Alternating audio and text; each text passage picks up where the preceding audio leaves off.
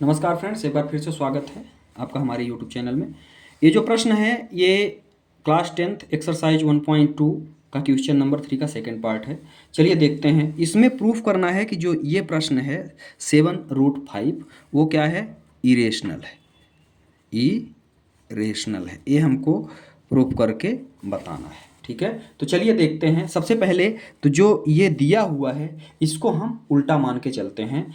हम मान लेते हैं let assume that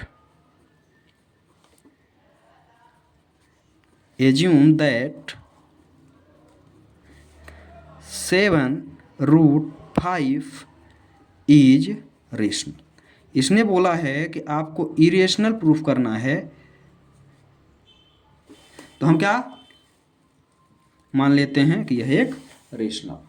ठीक है, इसको हमने मान लिया, हमने उल्टा मान लिया। अब देखते हैं क्या हम प्रूफ कर पाते हैं, क्या हमने सही लिया या गलत लिया, ये हम थोड़ा सा आगे सॉल्व करेंगे। अब भैया रेशनल है तो मतलब इसको हमको a बटे बी के रूप में परिवर्तित करना पड़ेगा, है ना। और जहां b 0 के बराबर नहीं होना चाहिए तब तो ये रेशनल होगा। भाई मेरा एजम्पशन है कि यह एक रेशनल है। अब रेशनल है तो इसका मतलब क्या हुआ कि या तो मैं उसको a बटे बी के रूप में परिवर्तित करूं, जहां b 0 के बराबर ना हो, तब तो वो रेशनल होगा। तो चलिए देखते हैं। भाई क्या है यहाँ पे, 7√5 is equal to a by B, जहां a और b बोथ क्या हैं, बोथ आर कोप्राइम, है ना। दोनों क्या है, ये कोप्राइम है।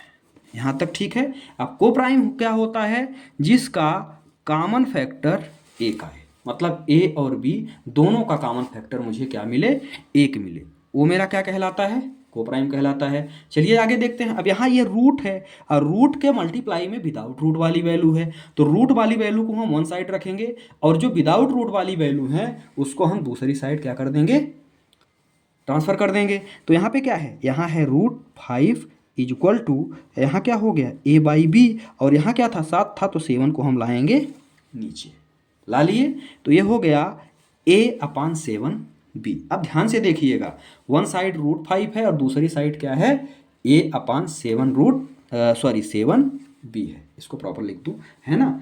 अब ध्यान से देखना, a और b क्या है, वेयर लिख सकते हैं a and b are integer. ये दोनों क्या हैं, ये दोनों इंटीजर हैं।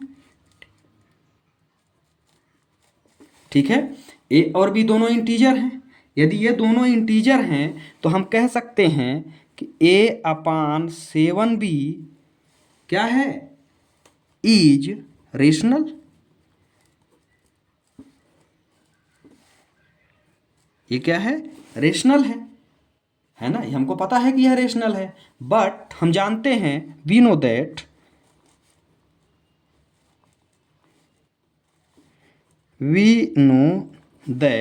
√5 इज इरेशनल। ये हमको पता है कि यह क्या है,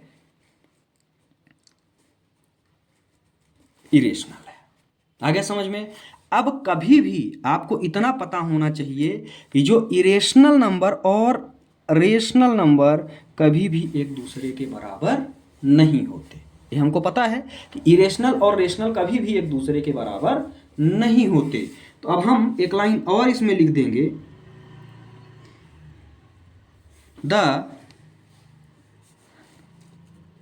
जो हम मान के चल रहे थे हम क्या थे, गलत थे। तो the contradiction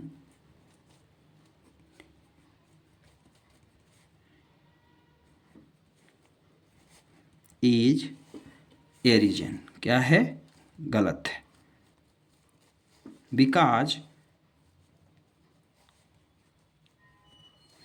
because of our assumptions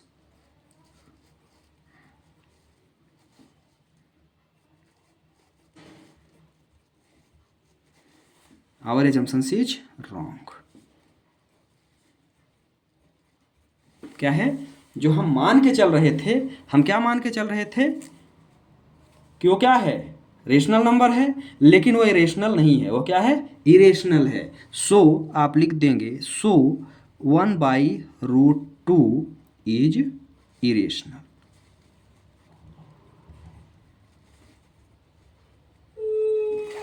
ठीक है, इस तरह से एक सेकंड पार्ट था क्वेश्चन नंबर 3 का, जो कि कंप्लीट हुआ। एग्जाम के हिसाब से ये भी इम्पोर्टेंट प्रश्न है। ये जो जितने भी हैं